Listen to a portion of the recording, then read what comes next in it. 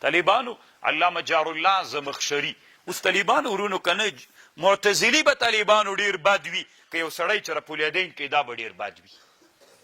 کنه معتزلي دي موږ سره په عقیده کې ورانه لري خو طالبانو ورونو تاسو ته اوس خوند درکوي چې زه جار الله زمخشري یاد کړم او سپکه پسې وایم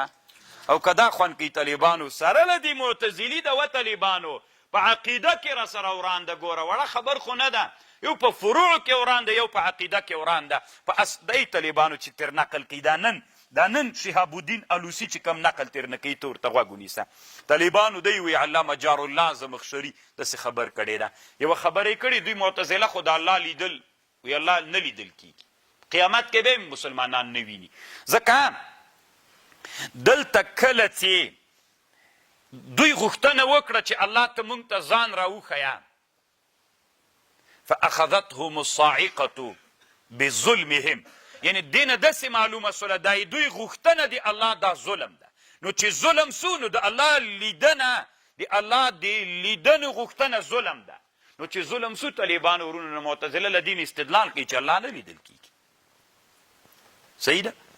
نو طالبانو ورونو روح المانی ته غوږ ونیسه رد پې کوي طالبانو خو ډېر یو ادبي چوکاټ کې تاسې وګورئ کوم چې کې کنځا ورته کړې ده نو چې موږ ولې په نن عصر کې کوو طالبانو ورونو ما سره به وعده کوئ الله مو علما کا چې د عالم خبرې دي واوري دلته دوه وجې وي چې یو سړی کنځا کوي او هغه ملا علم نه مقصد الله رضا نه وي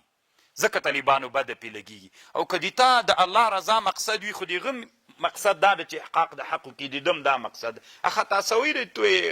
په ادب باندې به یې کوئ طالبانو نو دی وایي چې ګوره که دوی د بني اسرائیلو د ادب په چوکاټ کې دا غوښتنه د الله د لیدنې کړې وای بیا ظلم نه و طالبانو خو د دوی د غوښتنه داسې تعنتن و استهزاءن و ریشخندن ولا نو د دغې په خاطر باندې دا ظلم و دا غوښتنه دوه جهته لري دوی چې دا کومه غوښتنه وکړله طالبانو ورونو دا هوا پې غالبه وه او د تعنتو د سرکشۍ د وجې نه وه نو دا سرکشي ظلم ده اما که دوی د ادب په چوکاټ کې د الله د نبي د معجزې دپاره داسې ورته ویلي چې الله پاک که الله پاک نه دې وغوښتل چې تا موږ ته راوویني موږ په تا ایمان بیا راوړ او رښتیا یې ویلی وی تعنت سرکشي نه وی مقصود بیا طالبانو ورونو هغې حالت کې ظلم نه ورته ویل کېده چې دوی دا سوال د تعنتو دا تعنت او سرکشۍ د وجې نه دې ته طالبانو ظلم ویل سوی ده ورفعنا فوقکم الطور الله وی ورفعنا پورته که مونږ پاس په دوی باندې جبل الطور بمیثاقهم وقلنا لهم ادخلوا الباب مونږ ورته ویلي دوی ته ننوځئ دروازې ته د بیت المقدس په سجده باندې وقلنا لهم مونږ ورته ویلې لا تعتدوا فی السبت تاسې تعدا مه کوئ په هفتې په ورځ واخذنا منهم میثاقا غلیظا مونږ اخیستلی له دوی نه عهد محکم مونږ ورته ویلي ادخلوا الباب سجدا دروازې ته په سجده ننوځئ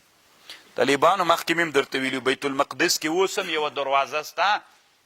باب الحطه ورته وایي